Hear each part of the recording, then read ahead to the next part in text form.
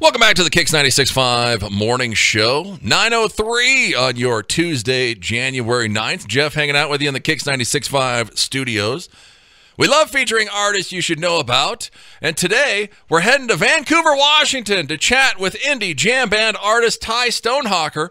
Ty's had a vibrant tapestry of life experiences. He's toured with jam bands. He was a popular radio personality. He spent some time behind bars. He's molded all those journeys together into his music, and his debut album comes out in April. His brand new single, Please, Please, Please, comes out on January 26th, and we got a little surprise for you today. We're stoked to have Ty Stonehawker on the show. First, Ty, thanks so much for coming on. Yeah, no problem, Jeff. Thanks for having me. I love FM radio. Yeah, well, thanks for coming on. Well, Happy New Year first. New Year's Eve is like one of the best jam band holidays of the year. Did you watch any shows? What did you do on New Year's Eve? We actually played a sold-out Ty Stonehawker concert in Sandpoint, Idaho. Oh, wow. Which is actually the town that I was on the radio. I was an FM DJ in Sandpoint, Idaho at 95.3 KPND. Yeah, I saw that in Sandpoint, Idaho. I was going to talk to you about that. What were you doing in Idaho at that time? Was it skiing or why there?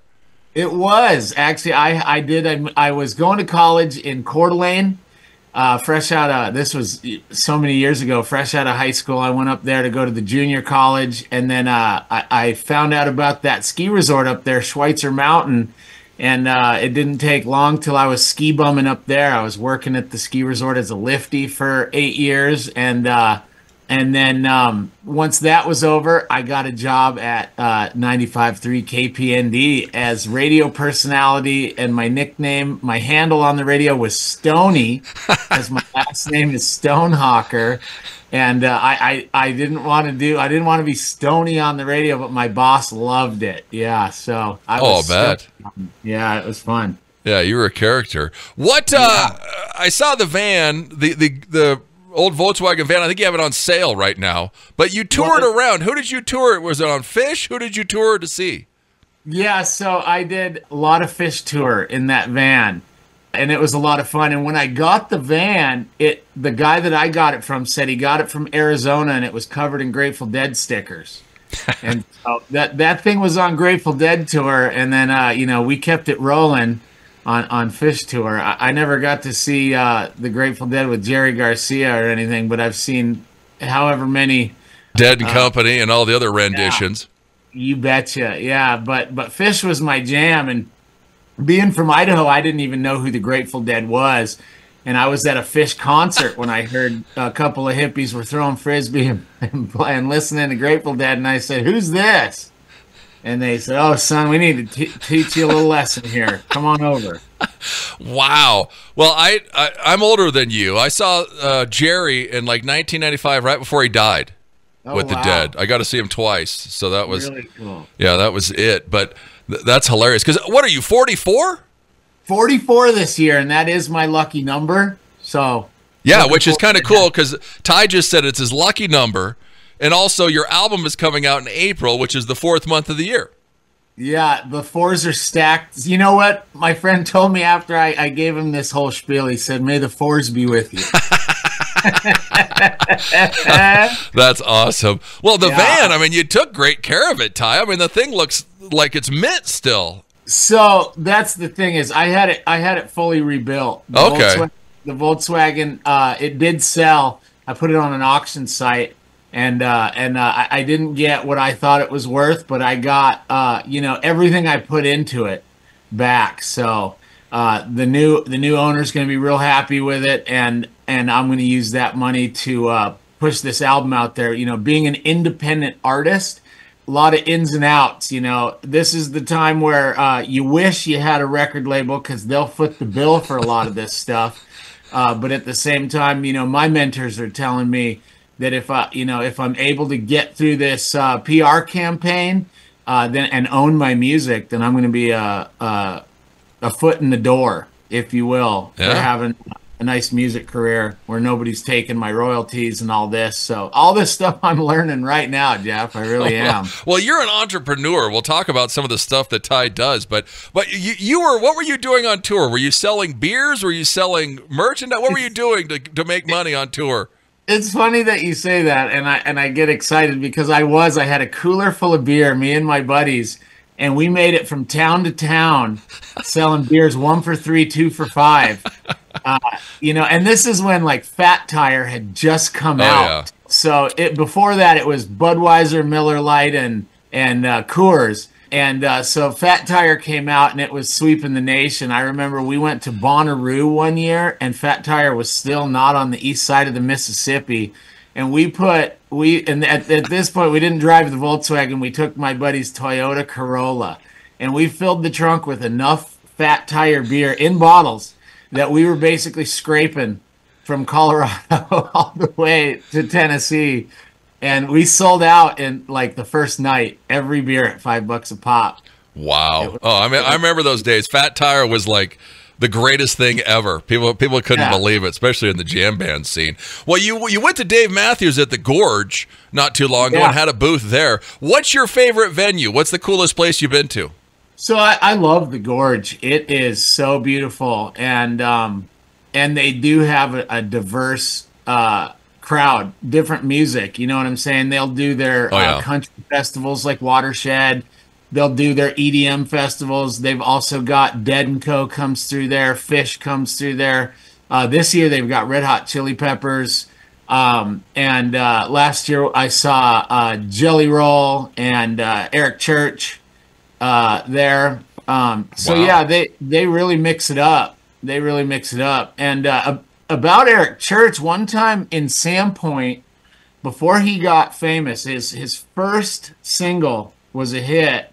That was a hit, and we were promoting concerts at the Little Canada Theater in Sandpoint, and we got Eric Church to come play on a Wednesday night. Is how we got him for $5,000. Wow! And in my entire career of promoting music, that was the only show I've ever sold out, and it was a lot of fun. Yeah, and look where he's at now. Oh yeah, so that's my claim to fame. I got to put Eric Church on stage before. Yeah, you can't get him for $5,000 now. Maybe for like 2 minutes you can pay him $5,000. Well, I think he'll answer the phone for $20,000. Yeah, exactly. Go check him out. We're chatting with Ty Stonehawker. He's at TyStonehawker.com. He's on Facebook, Instagram, YouTube. His new single, Please, Please, Please, comes out on January 26th.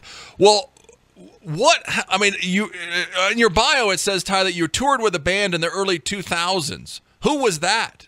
Okay, so this was so I had started my as I was on the radio and as working at the ski resort, I was always playing the guitar and I did my own singer-songwriter thing, and I was doing open mics and I would get my own solo gigs around town.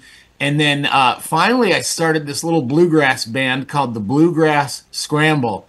And we had a veggie oil bus, and I don't recommend putting veggie oil in your diesel. But at the time, we were young and we were saving the world, right? So we were going behind restaurants and stealing their fryer oil and filtering it out and running our school bus on it. And we were headed on tour through Oregon down to Boise, Idaho. And in La Grande, Oregon, the bus broke down. And the boys stayed with the bus because it was theirs. You know, they loved it. They needed to get it repaired, whatever. I thumbed it to Boise, where I was raised, where I went to high school. And my buddies from high school were in a band in Boise at the time. And they're still in a band called Jupiter Holiday. And so Jupiter Holiday ended up being my backup band for that show that night that I hitchhiked to. And we became Stony Holiday after that. We had so much fun that the boys said, we got a new lead singer. And so that was the jam band that I've been in since 2009. We recorded as Stony Holiday, and we have an album called A New Sheriff in Town on Spotify that still has less than 1,000 listens. And I'm telling you, the music industry, you know, Hunter S. Thompson said that the music industry is a giant money trench where pimps and thieves run free, and there's also a downside.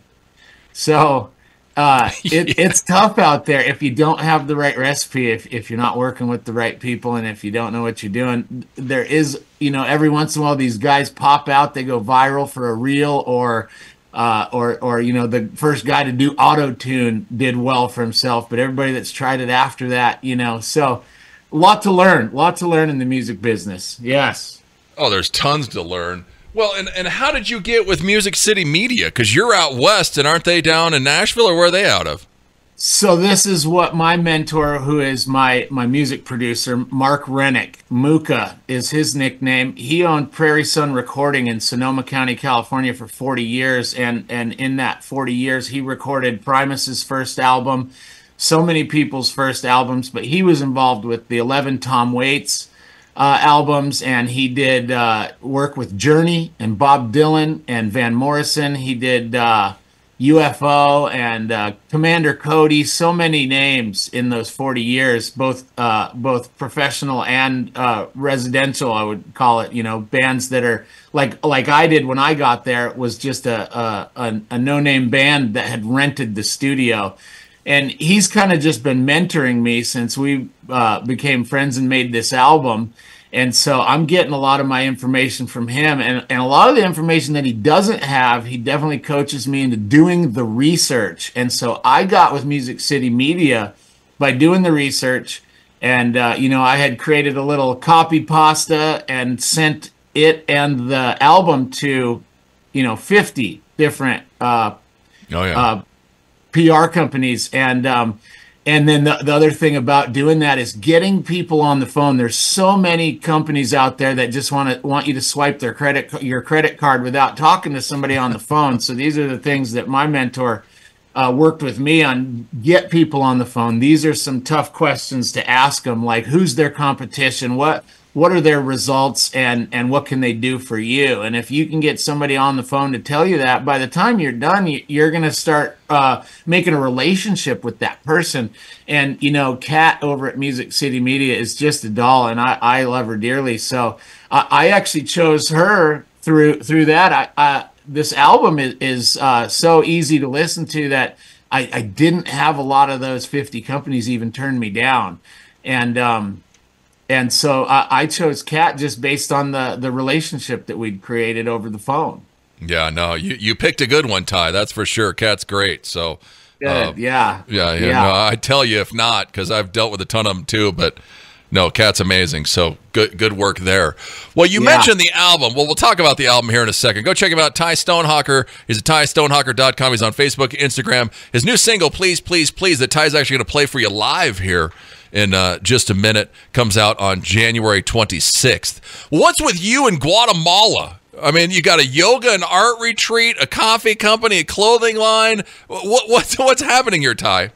Okay, so I spent the last 10 years in Southern Oregon, and I was growing hemp and cannabis for the medical marijuana system, and then hemp is for all, really. So and we started making our own products there. While I was doing that, I had some other friends had moved to Guatemala and bought property and started building this yoga and art retreat. And so to diversify my portfolio, I got involved with them. And so we've been down there for 6 years, and we built this yoga and art. It's a plant medicine retreat. So they grow about 150 different plants on the property. This place, it's called Casa Curativa, which is Spanish for House of Healing. And they grow the plants down there and turn it into medicine. And when I say medicine, I'm not talking about mushrooms and ayahuasca and all that stuff. This is actually plant medicine, as in, plant-derived antibiotics and plant-derived rash skin cream and those kind of, plants hold a lot of medicine rather than psychedelic medicine but they do have some anti-anxiety stuff, and just, like I said, 150 different, and they bottle it up and it's in a tincture form most of the time. Some of it they do make into pills, but yeah, it's just plant medicine, yoga and arts retreat. And while I've been there, going back and forth the last 6 years, I found out that Guatemala just has the best coffee. I was at Starbucks one day and I saw them selling Lake Atitlan coffee beans. Lake Atitlan is where in Guatemala the retreat is.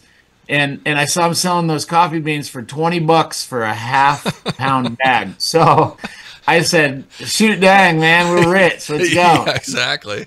I went to the 5 towns on the lake that produce coffee, that are known for coffee producing, and did the same technique that I did for Cat. And I went and sat with the families and tasted their coffee and made a relationship and chose the family that I connected with. And then I made my first purchase of 300 pounds of green coffee beans. And and on the lake, all these little towns, in order to get from town to town, you have to boat. So you take these little ferry boats across the lake, and I boated them back to the retreat space, and we put them in 6 pieces of luggage, 6 suitcases, 50 pounds of coffee beans in each one. Then we boated those across the lake to the taxi that took us to the airport, and flew the beans home. And of course, with my criminal record, the customs put me in a special room and read me the riot act. Told me, if you just tell us now, we'll go easy on you.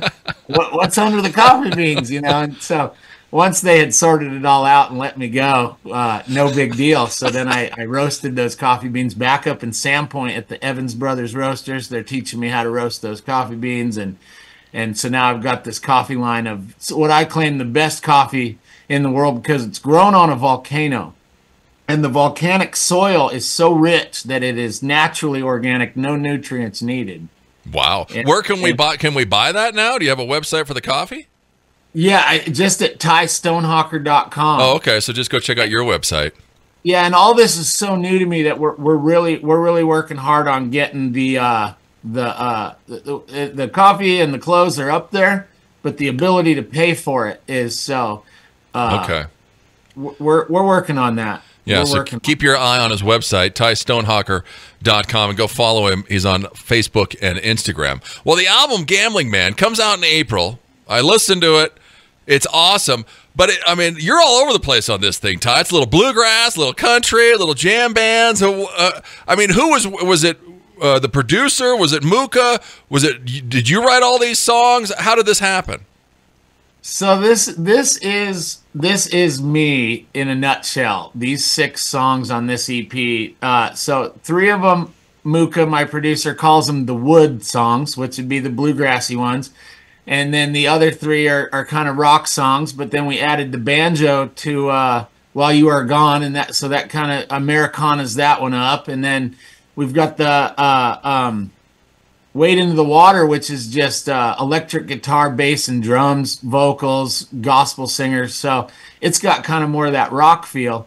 Now, for me, the way that I first heard bluegrass was at a Fish concert, and they were doing Ginseng Sullivan and good old Rocky Top and songs like that, but they were doing it as a 4-piece rock and roll band. And so my first taste of bluegrass, I thought bluegrass was fast and rock and roll with drums like that. So I started writing all these bluegrass songs as a rock and roll kind of feel to it. And so now I've realized recently that you can't even consider it to be called bluegrass because it has drums. Bluegrass traditionally is without a drummer, and all wood instruments. Yeah, so and so I doubt we're going to get on any of the bluegrass playlists because we have the drums. So that's going to head it in more of an Americana direction. But Mooka did help influence me to redo a lot of the instrumentation on this stuff. And we went down to Oklahoma and we recorded down at Studio 115 where the Turnpike Troubadours record. And we recorded with their producer, Wes Sharon, and we actually got some of the Troubadours to come in and record on the album. Cool. So the pedal steel and banjo is Hank Early from Turnpike Troubadours on Please, Please, Please, and a couple other songs. And we also got one of the bass player did 2 of the Zac Brown Band albums. Came in, and boy was he a hoot. And he actually helped write the bridge for Sometimes and did a lot of work. And he brought in a 500-year-old upright bass that his brother had won in a storage war in Germany.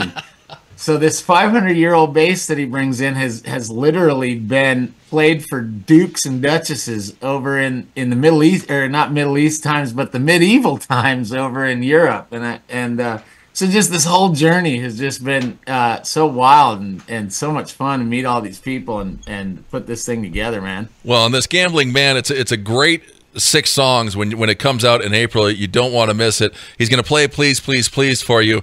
It's got its own little twist of Oh Brother, Where Art Thou meets Mumford Sons. You said you wrote this in jail. Maybe we'll get the backstory here.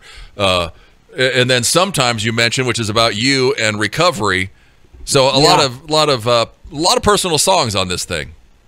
Yeah, so it's really just the stories of my life. That's really what I write. I had written up until this point. I now have a songwriting mentor, songwriting coach too, and so I'm really, ever since I met her and went to her retreat, I have really just changed the way that I even perceive music, the way I listen to music, the way I listen to lyrics, and the way that I put them back out so that people can understand them even more. And so the backstory on Please, Please, Please, though, I was sitting in jail, and the song is me asking God, if you just let me out of here, please, please, please, if you let me out of here, I promise I'll be good. And it took me a few more years after they let me out to figure it out, but I'm on the right path now. I really am. Yeah, he's doing good for himself. Well, a couple things before we hit the song. How many times have you seen Phish? Oh, man. You know, a lot of my friends that are big Phish fans can tell you how many shows they've been to. I've been to a lot of Phish shows. I've been to enough Phish shows and had enough crazy times at those shows that I did go to rehab. And in there, they taught me not to shy away from uncomfortable situations, but learn how to deal with them. And these are the tools to help me stay on the straight and narrow. So when I got home from rehab, I thought, well, what would be the most uncomfortable thing that I could do sober? And I went to a Phish concert. Yeah. Yeah, and I made it, and it was the best show ever. And I thought, how much money have I wasted getting wasted at concerts, man? They're so good. Yeah, well, and after a while, when you get old and you've seen a lot of it, yeah, you don't need to be wasted anymore to enjoy Phish. It's even better when you're sober. It's a whole different trip. Yeah, that's for sure. It was the best show I'd ever seen. So. What's your favorite Phish song?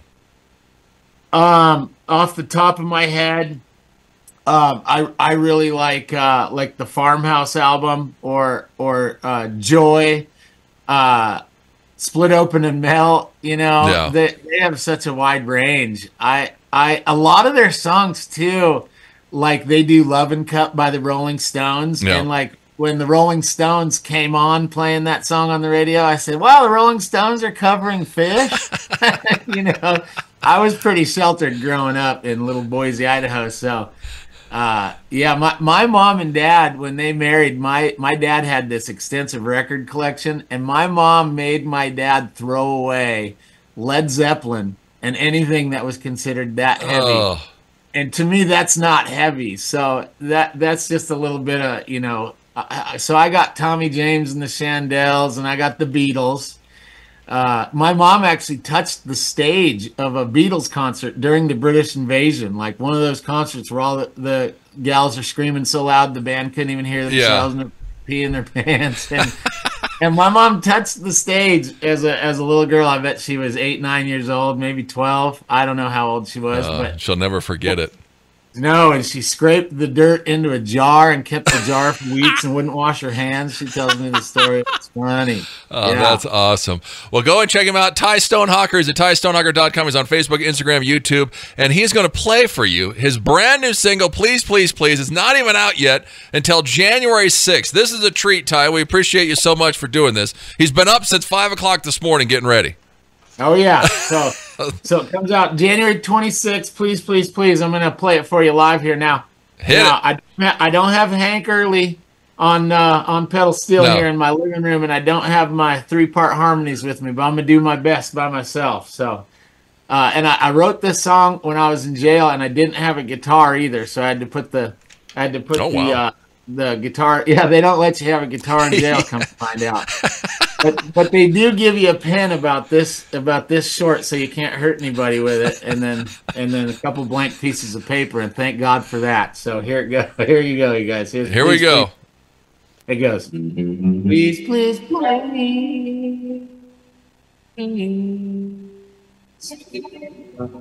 Let me go back to my baby. Let me go back to my kid. I promise I'll never cheat, lie, or steal. Let me go back home again. Oh, they went and put me in the jailhouse. Now they want to stick me in the pen. I've been rambling all my life, and I'm ready to throw the towel in. So please, please, please.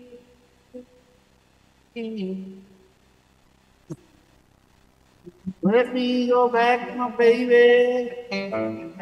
Let me go back to my kid. I promise I'll never cheat, lie, or steal. Let me go back home again.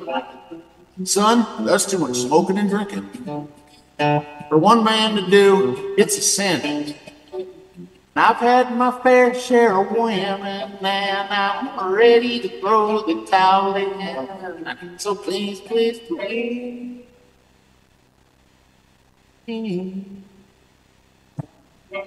Let me go back to my baby.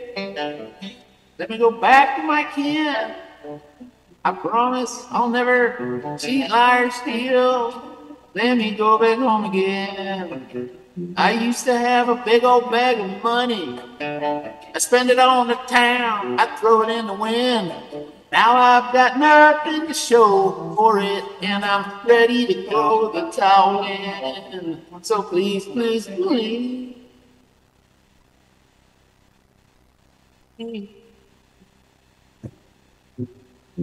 Let me go back to my baby. Let me go back to my kid. Promise I'll never cheat, lie, or steal. Let me go back home again. Yeah. Let me go back home again. Yeah. Let me go back home again. Yeah, there he is. All right. Ty Stonehawker, please, please, please. His brand new single doesn't come out until January 26th. You got to hear it first right now on the morning show. So big thanks to Ty. Well, why now, Ty? Why now to put out your album? Well, boy, the music industry is an evolving thing, and you really got to keep up with it. And in order to keep up with it, I'm actually headed to the NAMM show down in Southern California at the end of the month. Yeah, and I'm gonna immerse myself in 4 or 5 days of all these classes, seminars, and speeches, and all this stuff. I'm gonna learn the things, you know. So as it ever evolves, you realize that in order to put out an album, a proper album. So because Spotify releases about 100,000 songs a day, a lot of those songs are created in people's garages, just sitting here at the computer. I have all the technology right here on my iMac. It came with it. And so people are recording stuff and putting it up there. And in order to pop out, you got to follow these little recipes that have been created, or the algorithms, if you will. And in order to follow those, you got to know them. And so we recorded this album. We started recording it 2 Aprils ago, so it's almost been a 2-year journey here. And once you get it done, and then it goes through the mastering process, all these little things, then you want to give the amount of time your publicist needs to get you on radio shows like this one and all that. So then you put it, once it's completely finished and packaged, you got to give yourself 4 to 8 months just to get in where people can find out about you. They say that the Rolling Stone magazine is printing today what they put together 4 months ago from today. So you need 8 months in order for them to find out who you are, vet you, write an article, and then put it in there, sort of thing. So that part takes a lot of time too. But this album personally took a lot of time because I recorded this actually with Stoney Holiday those 2 Aprils ago.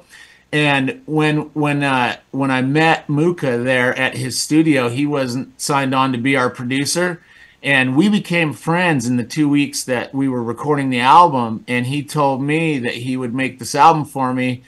He said, I can work with you if you get sober. And I said, you don't have to tell me twice. And so after that, him and I took the original recordings that Stoney Holiday had made and went on this journey. And since I wrote all the songs and none of the boys in the band wanted to come on the journey, we decided to go for begin my solo career. So Stoney Holiday is still a thing, and we still go out and play when we're hired. But now I'm doing a totally different solo career type thing, and because of that, now I can show up and play by myself. I can play with a duet, trio, whatever I put together. So I'm just Ty Stonehawker now, and